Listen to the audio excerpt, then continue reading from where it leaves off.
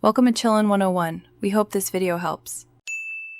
In this video, I will explain how to fix a loose PlayStation 5 HDMI port.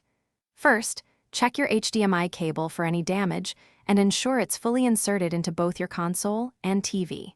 Sometimes, a simple receipt or trying a different known good cable can resolve the issue.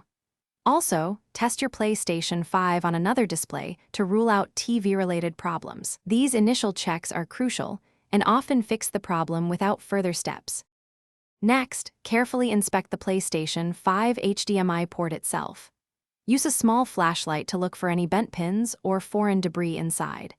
Even a tiny piece of dust can disrupt the connection. If you see any, gently use compressed air or a soft, non-conductive tool to clear it out.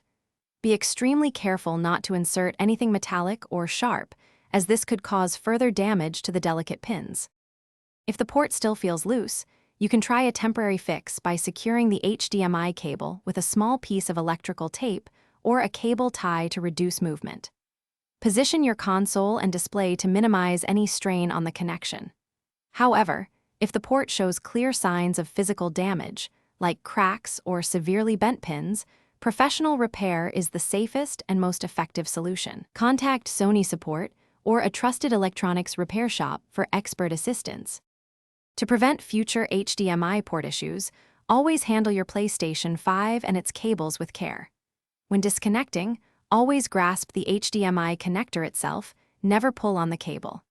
Ensure your console is placed in a stable, secure location where the cable won't be accidentally snagged or pulled. Regular, gentle cleaning of your consoles, ports and vents can also help prevent dust buildup, contributing to its overall longevity and reliable performance. Thanks for watching. Consider subscribing if we helped you.